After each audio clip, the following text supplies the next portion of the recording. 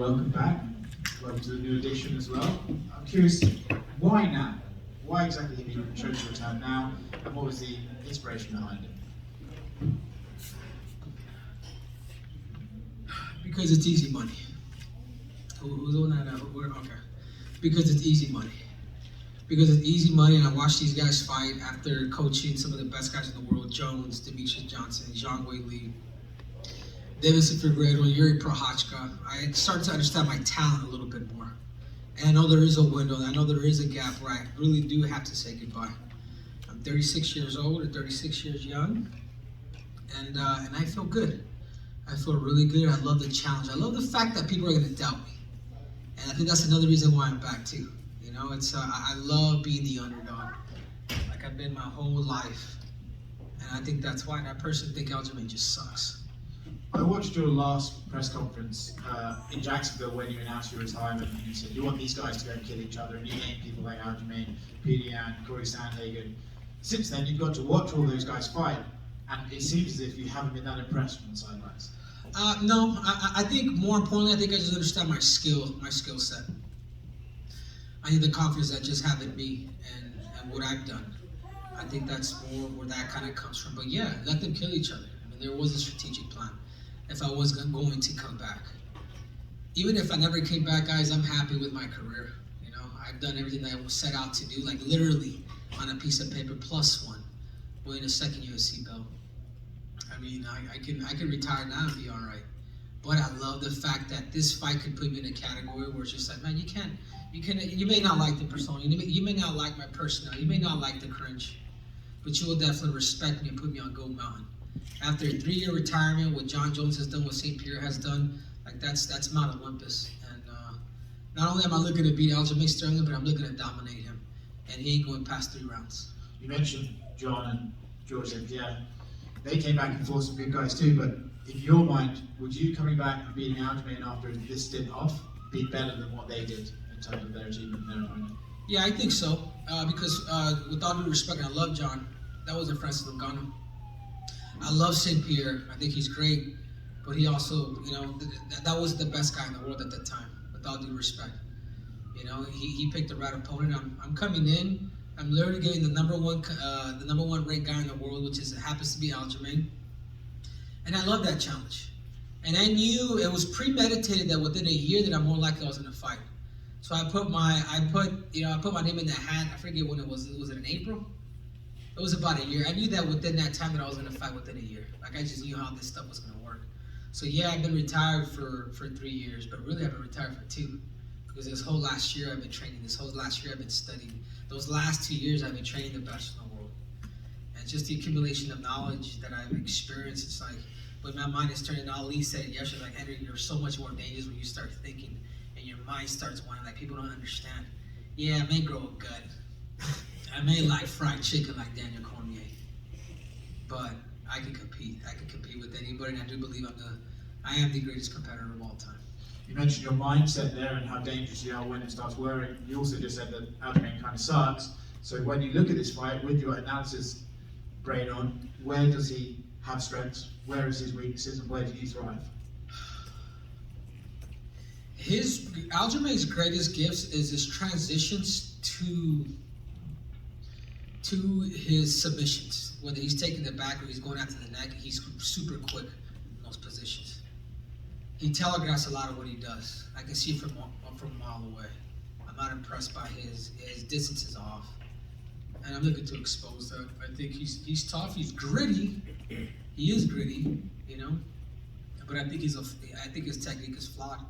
And if he thinks his length, his weight is going to be an issue, he's in trouble. He's going to have to wrestle. He's going to be forced to wrestle. He's going to be forced to take risks. That's the only way that he's going to try to beat me. That's it. So I know the game plan. Whether you see he has a great game plan, he's the same guy. He's a freestyle fighter. Even if he does have a plan, he's going to throw shit against the wall. Like he's just going to go. You know, we're expecting that. So the key is to stay disciplined, stick to the game plan, and take him out. And last one from me, it would seem that Sean O'Malley would be next for you, but I know Alexander Volkanovski is somebody you've always wanted to fight and get that 3rd title. Are you okay with O'Malley, or are you going to say, listen guys, I came back, I beat this guy, I want what I want? No, of course, he's next. He's next. I wouldn't mind 2 tune-ups before I go against Alexander Volkanovski. You know, Sean O'Malley, he's that dirty key tip. You know, he's a privileged brat. I think we all know that. And I'm going to hurt him. But first things first, Aljamain's first. And I know he's confident, but I know deep down inside he respects me a little too much, and he's gonna feel that. He's gonna see the competitor that's gonna come out, and once that cage locks, he's gonna lock into my eyes, and he's gonna see what I'm made out of. So, Sean O'Malley is next, and I like that fight. I love the fact that he's tall. I love the fact that he's popular, and I'm gonna hurt that dude. Henry, you had a bit of an encounter unvetted with Aljamain in the lobby. Can you just tell us what that was like when you were actually in that moment? Yeah, you know what he got me? I'm kind of pissed at myself afterwards. I'm like, man, this dude, he just comes up, he just tries to butter me up. I don't like it. This is personal. Aljamain, like, you can't do that, dude. You can't just, hey, I respect you, man. Hope all is well. Inshallah. Do you feel like he was trying to play mind games there? No. I just think he wants to make it fun. You know, that stuff doesn't work with me. But he did butter me up, where I was like, all right, best of luck. But in reality, I want to turn his damn face off. You know, I don't like it. It is personal. He could buy me a beer after I beat him, and that's all there is to it. What does it say about your comeback? Aljamain, this division hasn't really headlined a ton of pay-per-views while you've been gone, but you come back and right away it's a pay-per-view main event. Do you think that's because you're the A side here more so? Of course. I've already headlined 3. I've headlined ESPN, the first event with TJ Dillashaw. I headlined my first title defense at bantamweight with Marlon Moraes, and then I'm coming back after 3 years. Like, why do I deserve this? It's given I am the A side. And those who think because of his size, man, you guys have something coming. So you're 36 years old now. I don't know if 36 years young. I don't know if you've seen the statistic that says fighters between flyweight and welterweight who are over 35, they're 2-22, and the only 2 wins were by Tyron Woodley. What do you think kind of says maybe about the challenges of being a bit of an older fighter in these divisions, and what makes you different? Well, there's some pretty harsh stats, dude. I mean, look at Glover Teixeira, but none of those guys have an Olympic gold medal. None of those guys are double champs. But look at what Cormier, look at what Randy Couture. I come from that lineage. I come from that cloth. I feel better today than I've ever felt before. I really do. I'm twitchier, I'm faster, I'm smarter. I'm just firing at all cylinders. My weight is good. I've mimicked my fights for those who think ring rust. Like, that's an attitude. I've mimicked every single fight camp, every single Saturday. I mimicked having a referee in there, having a judge in there, having a crowd in there, of literally giving me that live situation where I can feel those nerves. This is normal to me. I have over 1,000 wrestling matches. I really do. Like, going up against the best in the world in a 16-man bracket, you don't know who you're going to compete against and find a way to win. Like, that's the stuff that's hard. I'm preparing for this guy for about the last 3 to 4 months. I know what he's going to do. I know what he's doing. You know what I'm saying? He has to go for broke. He has to take risks. I'm too solid. And even being a shorter fighter, like, people have no idea how hard it is to fight or to penetrate to get underneath somebody like that. I mean, look at Volk. 5'6", 145 pounds. None of these 45 pounders can beat him. But that's the biggest challenge, and that's what I want. I have Aljo, O'Malley, and then I'm going after Volkanovski. And I want him in Australia. I want him in his own backyard. He just picked you to win. I don't know if you saw that from him. They've all picked me. If you noticed, everybody who really understands the game, all the good fighters, all the elite fighters, not the UFC. Oh, Aljamain's big. Oh, he's long. No, the elite of the elite, the people that really understand the game, we'll bet Cejudo. And then last one from me, so someone else can go. You'd said during the immediate aftermath of the retirement and kind of in between that to come back you wanted to feel appreciated, whether that was promotionally or financially, things like that. Are you sitting here today happy with the deal that you're fighting under and all those things that you wanted in order to return? Yeah, of course. Listen, guys, this is like, I'm an entrepreneur, man, so I get the UFC too. You know what I'm saying? Like, if I didn't deserve that amount, like, my whole thing was like, guys, I'm working. Guys, I'm being a fucking Chester, and I'm throwing these pillows and I'm slamming these snakes. I'm like, I'm working. You know what I'm saying? Why is it that Conor did it and it's compensated myself? But I also did it. You know, if you're not first, you got to be different. And you know, yeah. I mean, I'm just happy I'm back, dude. At this point, you know, I made these last 3 years, man. I made good money, and that's something I had to prove to myself. I'm not a fighter. I'm not like, I don't just live for this. You know what I'm saying? Like it's been the last years have been the best years of my life. They really have. You know, got married, had a baby, another one on the way, and I'm speaking one on Saturday too. Salud. Was there a fight before this one that you thought about coming out for, or a fighter you thought about coming out of retirement for before? No, not really. I think it's always like the only guy that I can honestly say that it was never really about the belt was Demetrius Johnson.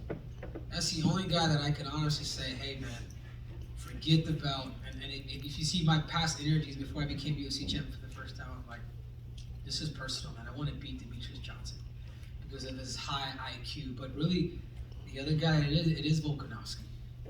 You know, I may talk all this stuff. I may call him Alexander the Average. You know, I may call him, you know what I'm saying? But I know the skill sets, the tactical game. He knows that I know that I understand the game. And it's the same reason why he's going for me. You know, I know, I respect his tools. And it's cool that the fact that he always comes out, because I enjoy watching a guy like that, because like, I know what he's doing. You know, so that's if there's anybody that I'm really thinking, even though I know like I'm fighting Aljamain, it is Volkanovski. You announced your retirement, but I mean, did you even feel at the time that it was going to be more of a break, or did you really feel you could? No, I was done at that. None of my team even knew. I'm just like, I'm cutting all this weight. Since age 11 to age 33, I've accomplished everything there's to accomplish. And I mean, what else is there to do? I defended both my belts. There's not like, oh, he didn't defend his belt. Like, there's never that asterisk that Conor has.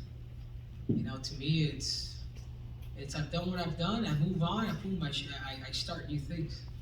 You know, I started my YouTube channel for the all you guys, all you YouTubers that love a little bit of the craze, a little bit of the comedy, but the fact that I state the facts, like I enjoy doing things like that. I enjoy giving advice. And it's the same reason why the best fighters in the world come to me. You know, I'm not your coach. I'm a counselor, I'm a mentor, and I can only tell you the truth. And even if your coach is with you, I'll tell your coach the truth too. And I think that's why people continue to keep coming back, because it's not, yeah, I may show ego here on camera a little bit, just a little bit. But in reality, it's just I just want to be able to help and be able to make a difference in order for these guys to accomplish their dreams. And last one for me. So then, what really turned the tide for you? What really changed your mind? You said you're successful without fighting, you had a family, you don't have to do this, even though it's a little bit of a payday. What really kind of changed the tune for you? It's the doubt. It's the doubt that people will still doubt me. You know, it really is, and I enjoy that. I enjoy being doubted. I really do. And I think I've learned that for myself in these last 3 years. I really do enjoy being the underdog. I really do enjoy people like, nah, he's been out for too long.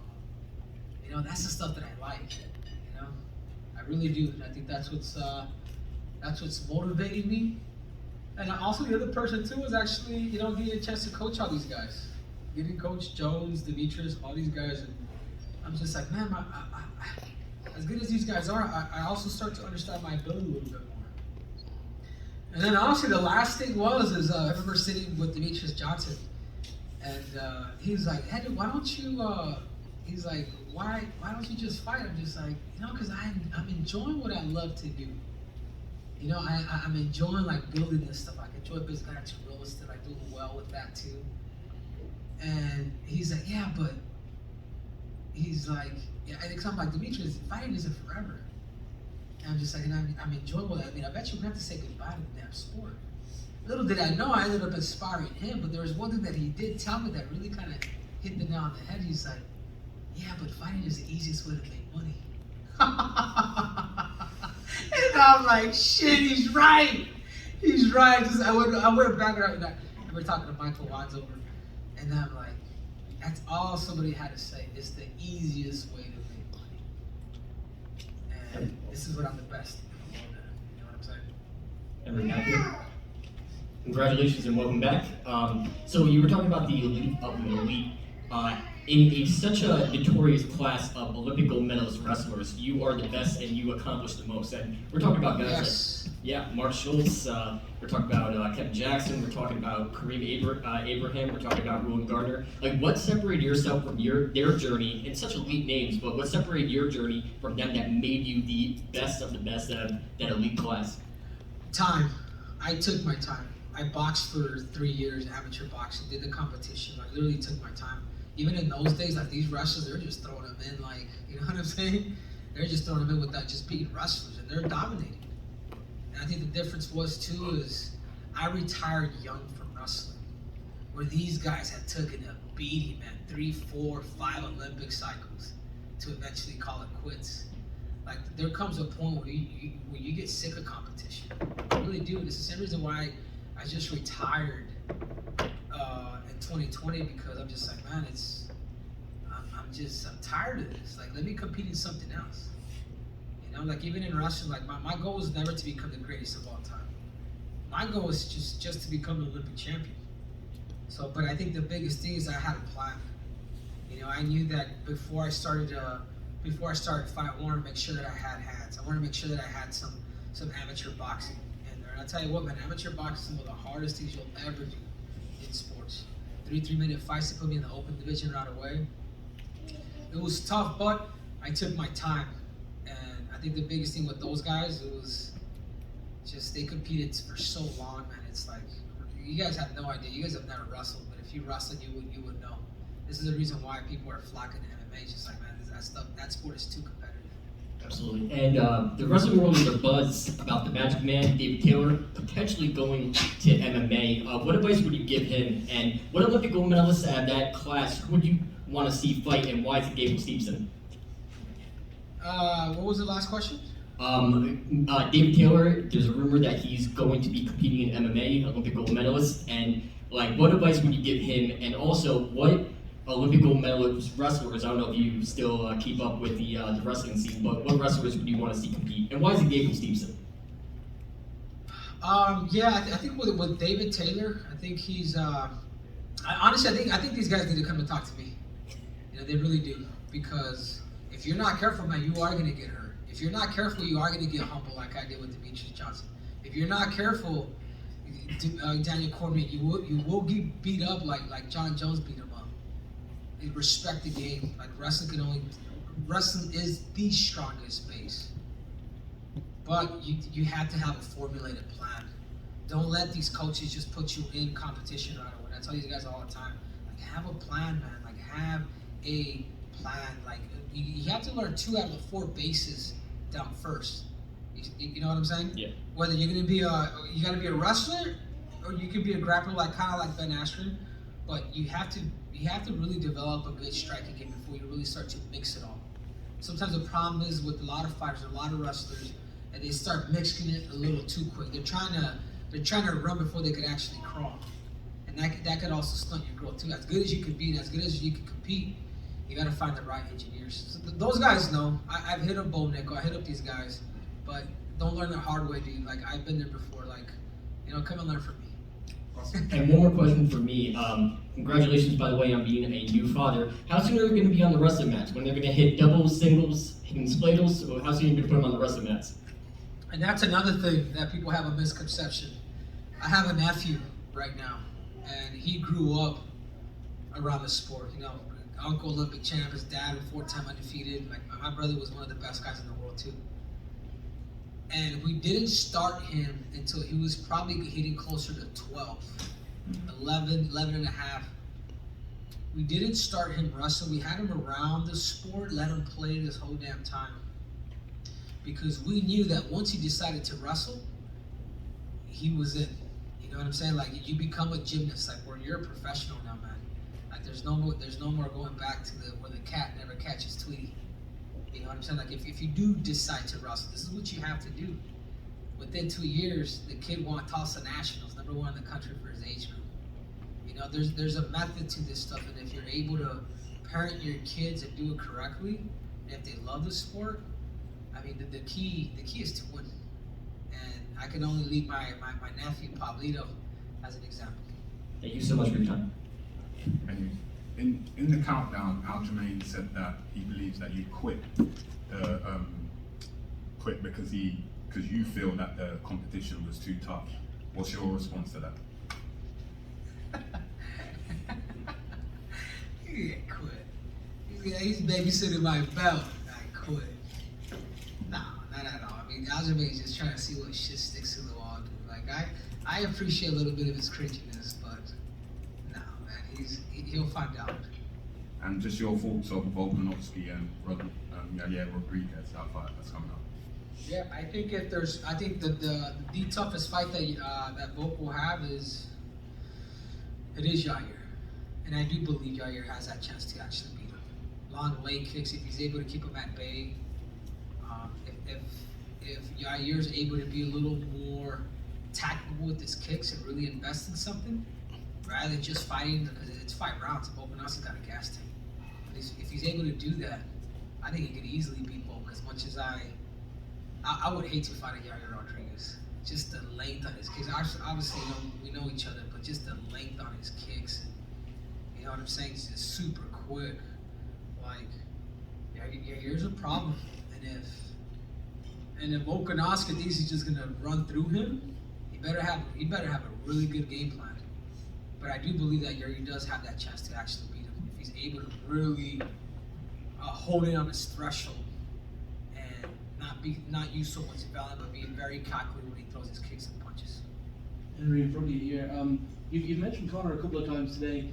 How serious do you think he is about making a comeback? And I know that you two have had your back and forth, but would you maybe be willing to work with him as well? Nah. I think he's offended too many of my good friends. You know, at first, I was kind of a Conor hater, and then I became a fan. I'm like, you know what, this dude, he won me over. But I think he took things a little too far. With talking about Khabib's father, after him passing, calling my manager a rat, a terrorist, all that. Like, to me, like, I get sports and I get the entertainment side, but that's just a little too much for me. What I've done a fight feedback on him. If he was smart, he'd watch it. And I think the biggest things that Conor could do is adjust his stance. He's too heavy on that lead leg. He needs to go back to, he's not an attacker. Conor anticipates and he counters well. Start bringing people into you, man. Like, Conor doesn't always, like, notice when he started just getting a little too aggressive, started coming into a little too forward, and then people started kind of understanding his bluff. He throws too much power. And I think he needs to go back to his analogy of power beats, what was it? Precision beats power. Yeah, precision beats power. What was the other one? Timing beats speed. Exactly. But his distance is off right now. His position is off. I mean, he needs to go back to my fight feedback. He's responding to a lot of my stuff when I do like breakdowns on him. I know he would like it, but I just couldn't, man. I couldn't do that to Khabib nor Ali. And when in 2019, when you became the double champ, your teammate Pitbull did the same thing over in almost around the same time. Do you think there's a chance maybe when you become C4, he's also going to become a triple champ in Bellator? Oh, 100%. And I tell this to people all the time. It's like, if there's one fighter that's amongst the greats that I admire, that I've stole his style a little bit, it is Prudential Center. I did steal his stance from him. I did steal a lot of the stuff that he was doing. I'm just like, man, this dude, he went from a brawler to being a tactician.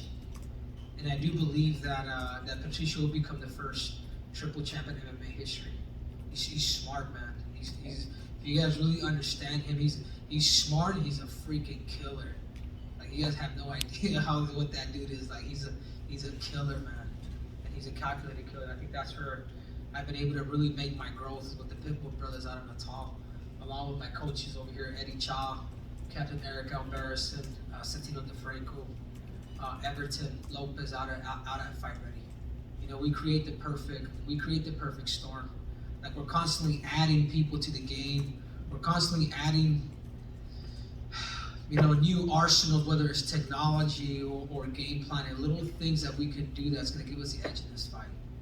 Like even yesterday, man, I was talking to Robert Whitaker. I'm just like, Robert had an interview with New Zealand TV. I don't know what it was.